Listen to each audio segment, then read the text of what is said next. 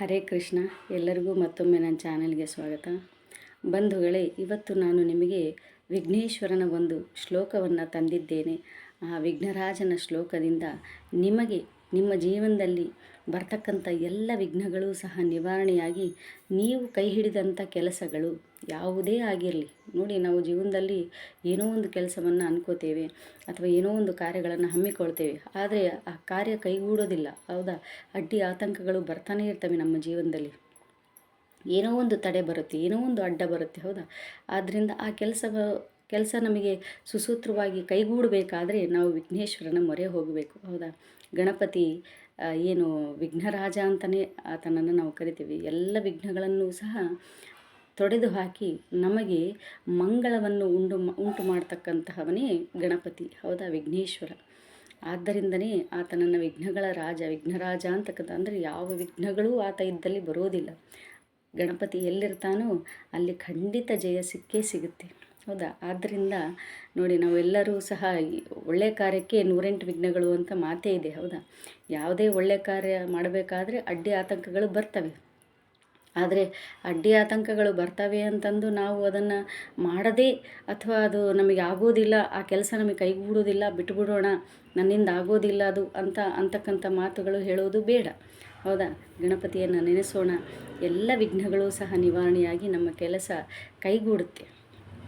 ಹೌದಾ? ಇಲ್ಲಾಂದ್ರಿಗಿನ ಎಲ್ಲ ದುಷ್ಟಶಕ್ತಿಗಳೆಲ್ಲ ಮೆರಿತಾವೆ. ಹೌದಾ? ಅಟ್ಟಹಾಸದಿಂದ ಮೆರಿತಾವೆ.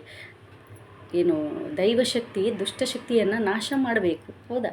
ಆದ್ದರಿಂದಲೇ ನಾವು ದೈವಶಕ್ತಿಯ ಮೊರೆಯನ್ನು ಹೋಗಬೇಕು. ಎಲ್ಲ ದುಷ್ಟಶಕ್ತಿಗಳು ಸಹ ದೈವಶಕ್ತಿಯ ಮುಂದೆ ಏನೂ ಆಟ ನಡೆಯೋದಿಲ್ಲ. ಹೌದಾ? ದೈವಶಕ್ತಿಗಳ ಮುಂದೆ ದುಷ್ಟಶಕ್ತಿ ಆಟ ಯಾವತ್ತೂ ನಡೆಯೋಲ್ಲ. ಇಡೀ ಇತಿಹಾಸದಲ್ಲೇ ಇಲ್ಲ, ಮನುಕುಲದ ಇತಿಹಾಸದಲ್ಲೇ ಇಲ್ಲ. ಹೌದಾ? ಆದ್ದರಿಂದ ಗಣಪತಿ ಶ್ಲೋಕವನ್ನು ಹೇಳೋಣ.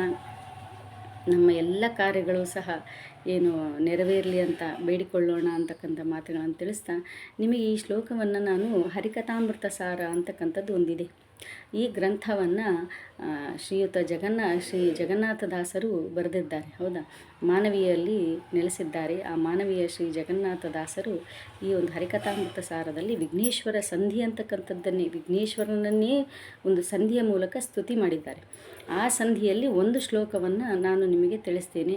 ಆ ಶ್ಲೋಕ ಹೇಳಿಕೊಳ್ಳಿ. ನಿಮಗೆ ಯಾವತ್ತೂ ಸಹ ವಿಘ್ನಗಳು ಬರೋದಿಲ್ಲ. ನೀವು ಕೈ ಹಿಡಿದಂಥ ಕೆಲಸಗಳಲ್ಲಿ, ಯಾವುದೇ ಕೆಲಸ ಆಗಿರಲಿ, ಮದುವೆ ಆಗಬೇಕು, ಮುಂಜಿ ಆಗಬೇಕು, ಯಾವುದೋ ಒಂದು ಕಾರ್ಯಕ್ರಮ ಆಗಬೇಕು, ಇಲ್ಲ ಮನೆ ಕಟ್ಟಿಸ್ಬೇಕು. ಹೌದಾ? ಯಾವುದೋ ಒಂದು ಒಳ್ಳೆಯ ಕಾರ್ಯವನ್ನು ಕೈಗೂಡಬೇಕಾದ್ರೆ ನಿಮಗೆ ಅಡ್ಡಿಗಳು ಬಂದಿರ್ತವೆ. ಅದನ್ನೆಲ್ಲವನ್ನೂ ಸಹ ನಿವಾರಣೆ ಮಾಡುತ್ತೆ ಈ ಶ್ಲೋಕ. ಆದ್ದರಿಂದ ಈ ಶ್ಲೋಕವನ್ನು ಹೇಳ್ತೇನೆ, ನೀವು ಅದನ್ನು ಪ್ರತಿನಿತ್ಯ ಪಾರಾಯಣ ಮಾಡಿ. ಇಷ್ಟೇ ಹೊತ್ತು, ಇಷ್ಟೇ ಸಲ ಹೇಳಬೇಕು ಅಂತೇನಿಲ್ಲ.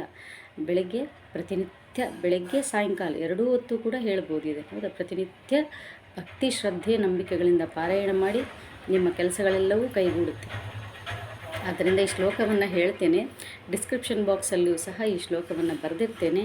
ನೀವು ಅದನ್ನು ಪಾರಾಯಣ ಮಾಡಿ ಪ್ರತಿನಿತ್ಯ. ನಿಮ್ಮ ಕೆಲಸಗಳು ಯಾವತ್ತಿಗೂ ಸಹ ನಿಮಗೆ ಜಯ ತಂದು ಕೊಡುತ್ತೆ. ಕಡು ಕರುಣಿ ನೀನೆಂದರಿದು ಹೇ ರೊಡಲ ನಮಿಸುವೆ ನಿನ್ನಡಿಗೆ, ಬೆಂಬಿಡದೆ ಪಾಲಿಸು ಪರಮ ಕರುಣಾ ಸಿಂಧು ಎಂದೆಂದು. ನಡುವೆ ಬರುತ್ತಿಪ್ಪ ವಿಘ್ನಗಳ ತಡೆದು, ಭಗವನ್ನಾಮ ಕೀರ್ತನೆ ನುಡಿದು ನುಡಿಸೆನ್ನಿಂದ ಪ್ರತಿ ದಿವಸದಲ್ಲಿ ಮರೆಯದಲೇ ಅಂತಕ್ಕಂಥದ್ದು ಶ್ಲೋಕ. ಏನಿಲ್ಲ, ಬಹಳ ಸುಲಭವಾಗಿದೆ.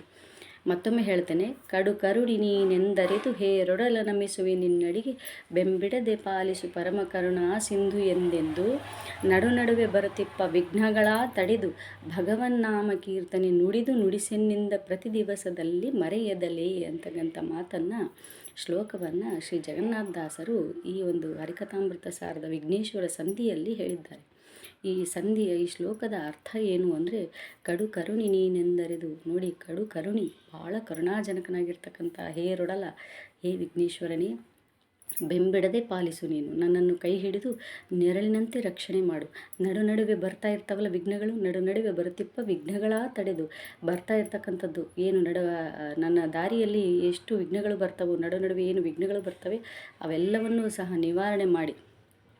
ಭಗವನ್ನಾಮ ಕೀರ್ತನೆ ನೋಡು. ದೇವರ ಒಂದು ನನಗೆ ಏನು ಪಯಣದಲ್ಲಿ ನಾನು ದೇವರ ಹತ್ತಿರಕ್ಕೆ ಹೋಗ್ತಕ್ಕಂಥ ಪಯಣದಲ್ಲಿ ದೇವರ ಸನ್ನಿಧಾನಕ್ಕೆ ಹೋಗ್ತಕ್ಕಂಥ ಅಂದರೆ ಒಳ್ಳೆಯದು ಹೌದಾ, ಒಳ್ಳೆಯ ಕಾರ್ಯವನ್ನು ನಾನು ಮಾಡ್ತಾ ಇದ್ದೇನೆ, ನನಗೆ ಕೈಗೂಡ್ತಕ್ಕಂಥದ್ದು ಆಗಬೇಕು ಅಂತಕ್ಕಂಥದ್ದು ನೀವು ವಿಘ್ನೇಶ್ವರನಲ್ಲಿ ಕೇಳಿಕೊಳ್ಳಬೇಕು ಹೌದಾ. ಹಿಡಿದ ಕೆಲಸವನ್ನೂ ಸಹ ಬೆಂಬಿಡದಲ್ಲೇ ರಕ್ಷಿಸಿ ನಮ್ಮನ್ನು ಕಾಯ್ತಾ ಇರು ವಿಘ್ನೇಶ್ವರ ಅಂತಕ್ಕಂಥ ಮಾತನ್ನು ಜಗನ್ನಾಥದಾಸರು ಹೇಳಿದ್ದಾರೆ ಈ ಶ್ಲೋಕದಲ್ಲಿ. ಈ ಶ್ಲೋಕವನ್ನು ಪ್ರತಿನಿತ್ಯ ಹೇಳ್ಕೊಳ್ಳಿ, ನಿಮಗೆ ಖಂಡಿತವೂ ಸಹ ಹಿಡಿದ ಕೆಲಸದಲ್ಲಿ ಖಂಡಿತ ಜಯ ಸಿಕ್ಕೇ ಸಿಗುತ್ತದೆ ಹೌದಾ. ಇದಕ್ಕೆ ನಾನೇ ಉದಾಹರಣೆ ಅಂತಕ್ಕಂಥ ಮಾತನ್ನು ತಿಳಿಸ್ತೀನಿ. ಯಾವತ್ತಿಗೂ ವಿಘ್ನೇಶ್ವರ ಕೈ ಬಿಡೋದಿಲ್ಲ ಹೌದಾ, ಯಾವತ್ತಿಗೂ ಜೊತೆಯಲ್ಲೇ ಇದ್ದು ನಮ್ಮನ್ನು ಸದಾಕಾಲ ರಕ್ಷಿಸ್ತಾನೆ ಅಂತಕ್ಕಂಥ ಮಾತುಗಳನ್ನು ತಿಳಿಸ್ತಾ ವಿಡಿಯೋವನ್ನು ಇಲ್ಲಿಗೆ ಮುಗಿಸ್ತಾ ಇದ್ದೀನಿ. ಧನ್ಯವಾದಗಳು.